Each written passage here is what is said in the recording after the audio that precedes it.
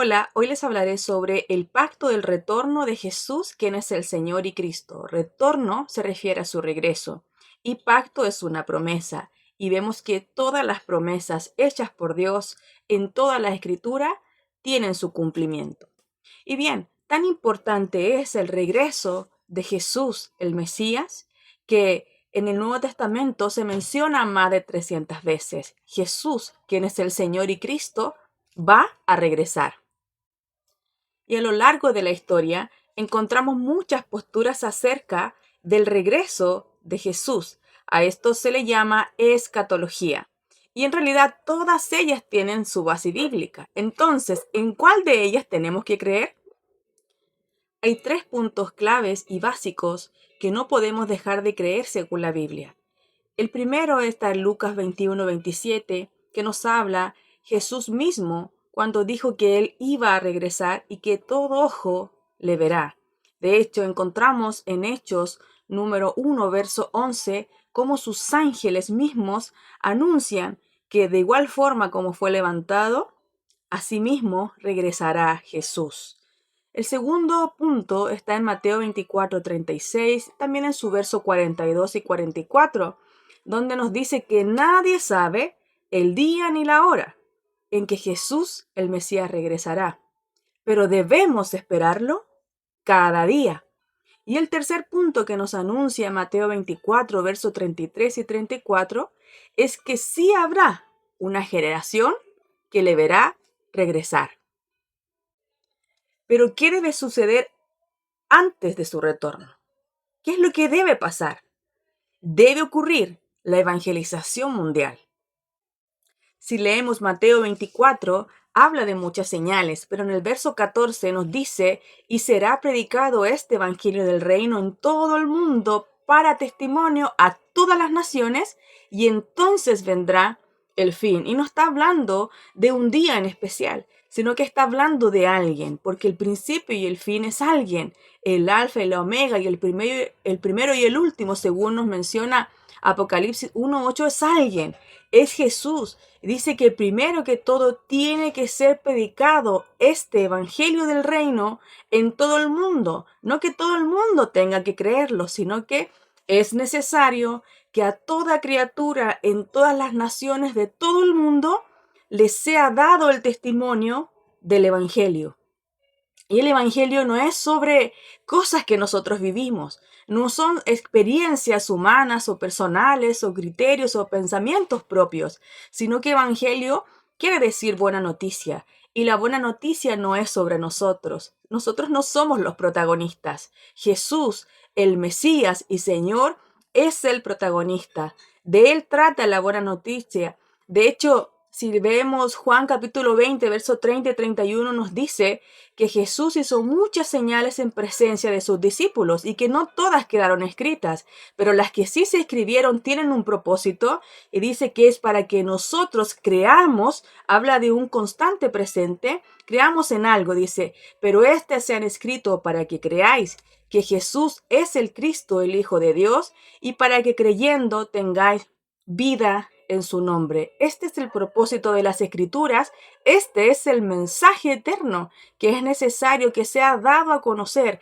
Es necesario que el ser humano escuche el testimonio acerca de Jesús como el Señor y Cristo de nuestras vidas. ¿Por qué tuvo que venir el Mesías? ¿Cuál es el problema tan grave que tiene el ser humano? Es que el ser humano está separado de Dios.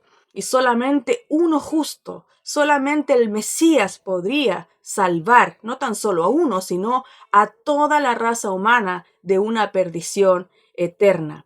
¿Quién cumplió esta obra? ¿Quién consumó el problema? ¿Quién lo resolvió de una vez y para siempre? Es Jesús, en la cruz, a través de su muerte y su resurrección. Consumado es. Este es el mensaje que es necesario que el mundo escuche. No que escuche de más denominaciones y de muchas iglesias, porque de eso estamos llenos, sino que es necesario que el ser humano conozca su problema, y es que nació ya separado de Dios y que el único que le puede dar vida y salvación, el único que lo puede reconciliar con Dios es Jesús, el Mesías. Y nos habla también en Lucas 17, del 26 al 27, que en los días de Noé se predicó el mensaje del arca para salvación. De igual forma en este tiempo, hay un problema, pero también hay una solución. En ese tiempo venía un diluvio, y el que entrara en el arca tendría vida y salvación. De igual forma en este tiempo hay un problema. No es tan solo un diluvio, no estamos hablando de algo de clima, sino que el diluvio estaba mostrando condenación y muerte, muerte y condenación eterna. Y entonces, ¿qué nos habla hoy en día? Igual que los tiempos de Noé, los días de Noé, a veces pensamos y decimos, sí, está como los días de Noé, porque todo el mundo se casa y todo el mundo se emborracha y se da el matrimonio, pero eso siempre ha sucedido, nunca ha dejado de ser.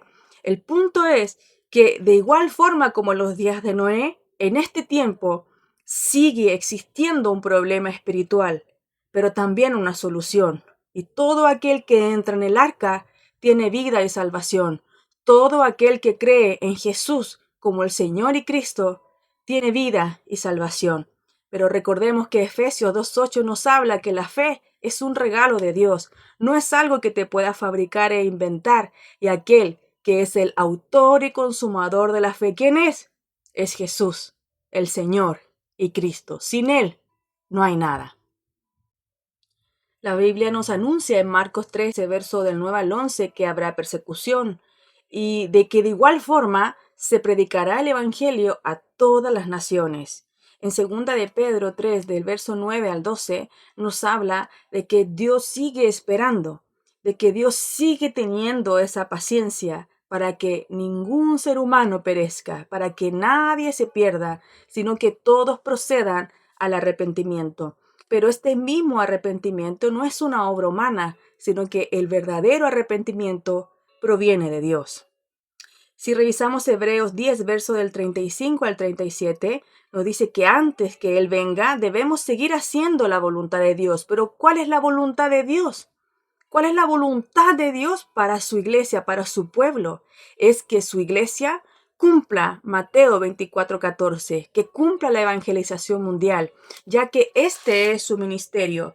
Quiero compartir con ustedes 2 Corintios capítulo 5, verso del 15 en adelante. Dice que y por todos murió, para que los que viven ya no vivan para sí, sino para aquel que murió y resucitó por cada uno de ellos.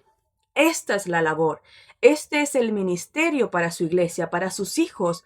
Todo aquel que cree que Jesús es el Cristo es nacido de Dios. Todo aquel que es nacido de Dios es su hijo, es su iglesia, está fundamentado en él. Por lo tanto, dará su vida para preparar su regreso, porque le espera, porque le ama, porque sabe y entiende que es pasajero en este mundo y que su verdadera ciudadanía es el reino de los cielos.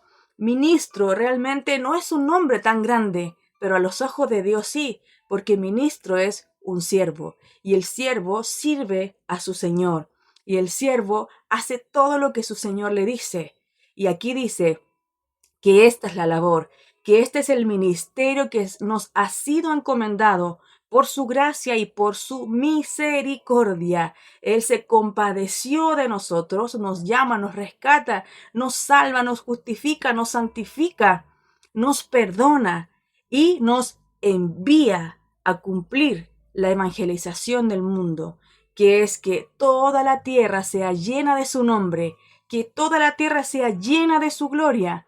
Ese es el ministerio de su iglesia. No basta con saber que Él viene, ya que su iglesia preparará el regreso de su Señor, cumpliendo la evangelización del mundo.